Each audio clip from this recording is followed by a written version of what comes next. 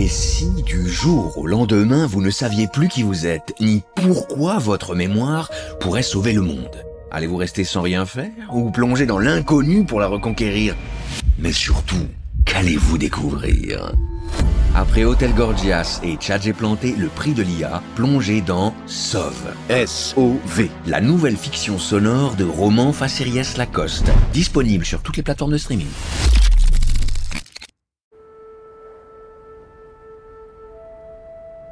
À l'abri sur les hauteurs de l'arrière-pays niçois, se cache un petit village abandonné surplombant la vallée du Paillon.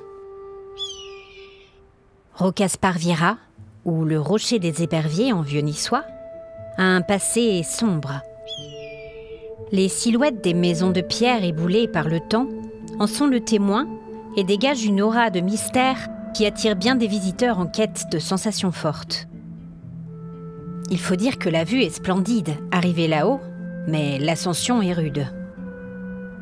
Véritable nid d'oiseaux, perché à flanc de montagne, on ne s'imagine pas que Rocasparviera, abandonné depuis le XVIIe siècle, abritait en son temps près de 400 âmes. Vous écoutez Rencontres surnaturelles, Légende 3, la malédiction de la reine Jeanne. Béatrice se hâtait sur le chemin caillouteux. Ses chèvres, repues d'avoir brouté l'herbe du pâturage toute la journée, faisaient gaiement tinter leurs cloches. Le bruit la rassurait. Elle n'aimait pas être dehors à la nuit tombée. Il y avait tant d'histoires ici. Cette roche aride avait vu tant de douleurs, de drames, et la vie était difficile. Son père et ses frères, pourtant très forts, trimaient du soir au matin pour essayer de préparer le sol et faire germer le seigle ou l'orge. Rien d'autre ne pouvait pousser sur les terrasses créées par l'homme à flanc de montagne. Elle resserra son pauvre châle autour de ses épaules et regarda d'un œil inquiet le soleil qui disparaissait à l'horizon. Comment avait-elle pu être aussi sotte? Elle s'était endormie et avait raté l'heure du retour. L'épi bien gonflé de ses bêtes lui indiquait qu'il était plus que temps de rentrer pour la traite, puis le repas du soir. Sa mère Blanche était malade depuis quelques semaines.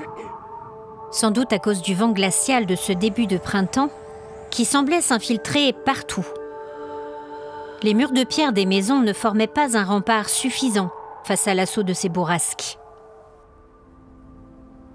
Béatrice savait qu'elle devait se hâter, car dû à la maladie de sa mère, c'était elle qui devait préparer la soupe pour les hommes après la dure journée passée au champ. Elle se signa quand elle dépassa la haute silhouette des ruines du château sur sa gauche. Tous les enfants du village savaient qu'on ne devait pas s'en approcher. On y voyait des lueurs. On y entendait des plaintes, des cris, des pleurs qui résonnaient sur les parois de pierre, témoins des souffrances terribles qui avaient eu lieu dans ces murs. Enfin, c'est ce qu'on racontait au coin du feu pendant les longues veillées. La malédiction de la reine Jeanne. On se murmurait cette histoire depuis des siècles. Il y a fort longtemps, la reine Jeanne Ière, souveraine de Naples et également comtesse de Provence, avait trouvé refuge dans ce château, accueillie par le seigneur du lieu, fier de rendre service à cet illustre personnage. La reine était soupçonnée d'être liée à la mort de son époux et elle avait quitté Naples dans la tourmente le temps que les esprits s'apaisent. Elle était revenue dans son fief de Provence avec ses 2 garçons et profitait de la vue splendide sur la montagne, bien à l'abri derrière les remparts du château de Rocasparviera. L'histoire prenait alors un tour bien sombre. Les habitants, déjà bien affaiblis après un hiver rude, avaient vu d'un mauvais œil l'arrivée de cette princesse et de sa progéniture. Leurs pauvres ressources ne dureraient pas longtemps face à leur appétit. Et puis, qu'attendre d'une femme qui n'avait jamais connu la misère? Aussi, quand les espions arrivèrent au village, personne ne dit rien. La reine Jeanne s'en alla à la messe de Noël. Quand elle revint, elle découvrit avec horreur que ses 2 enfants avaient brutalement été assassinés et laissés là, sur la table de banquet. Dévastée, et prise d'une fureur vengeresse, la légende voulait que Jeanne se soit précipitée pour mettre le feu au château. Elle aurait ensuite quitté le village après avoir prononcé cette malédiction. « Roche sanglante, un jour viendra où sur tes cimes ne chantera plus ni coq ni poule, mais seulement les éperviers et autres oiseaux sauvages. » Nul ne savait si cette histoire était vraie, mais personne n'osait s'aventurer parmi les ruines du château quand la nuit était tombée. Béatrice avait toujours été terrorisée par ce conte. Elle claqua de la langue pour faire avancer plus vite ses chèvres fatiguées, mais un bruit soudain lui fit tourner la tête. Dans la pénombre, elle ne parvenait pas à bien distinguer ce qui se cachait derrière les pierres du donjon ruiné. Il lui semblait avoir entendu un sanglot dans les ténèbres. Un caillou roula du haut de la paroi jusqu'à ses pieds. Un nouveau gémissement, beaucoup plus net celui-là, s'éleva vers sa droite, puis un message, comme murmuré à son oreille par le vent lui-même. « Rentre vite, Béatrice. Il ne fait pas bon rester seule à la nuit sur ce rocher maudit.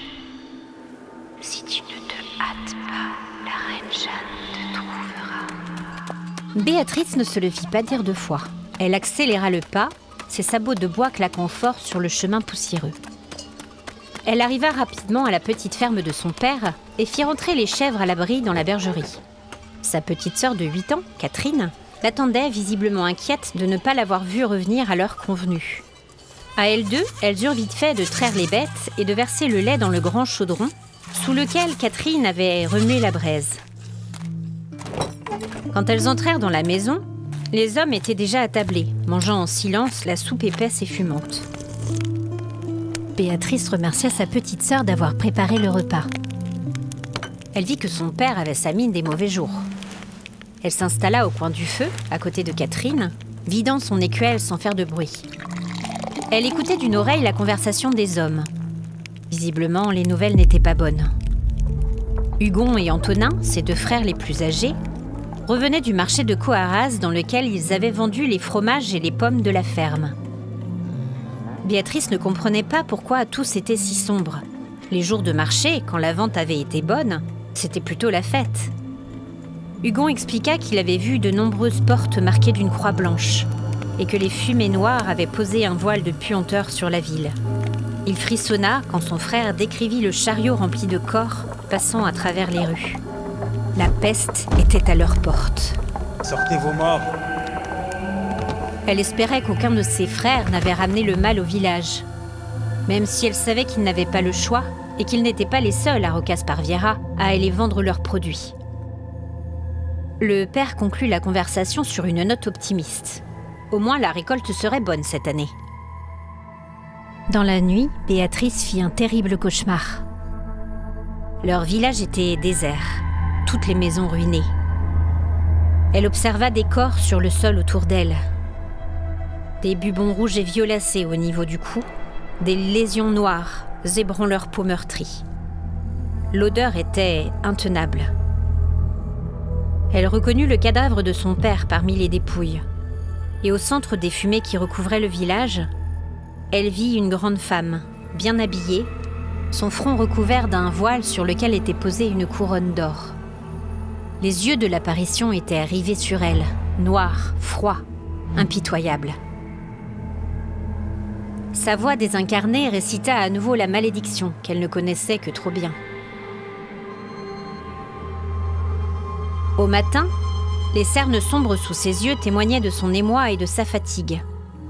Elle regarda ses frères et son père partir au champ, avec la peur au creux du ventre. Elle ne parla de son rêve qu'à sa mère, toujours alitée. Blanche lui conseilla d'une voix faible de garder sa vision pour elle. En ces temps troublés et avec la perspective de la peste, les esprits pouvaient vite s'échauffer et elle ne voulait pas que sa fille finisse sur le bûcher des sorcières. Le soir, quand Béatrice rentra ses chèvres, elle entendit des voix fortes provenant de la maison. « Père, que peut-on faire ?» Sa mère pleurait.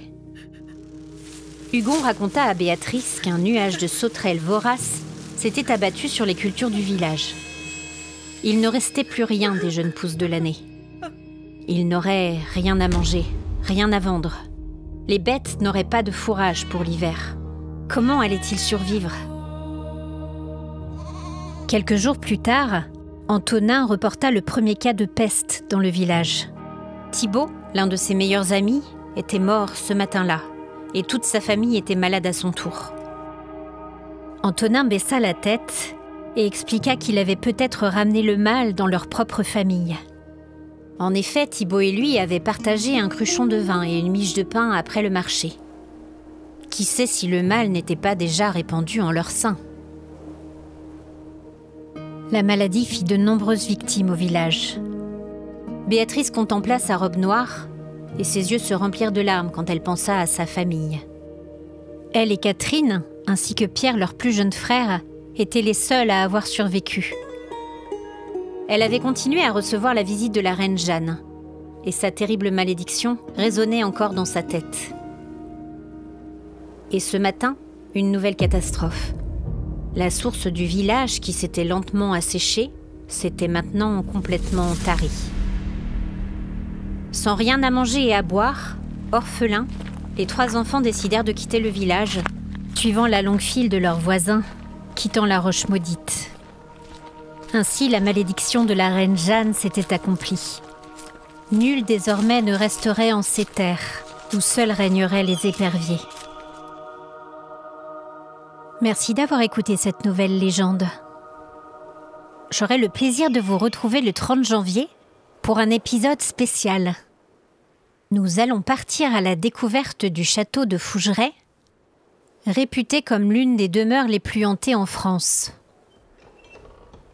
Véronique Geffroy, sa propriétaire, nous emmènera à la rencontre de tous les habitants du château, qu'ils soient de ce monde ou pas. À très vite.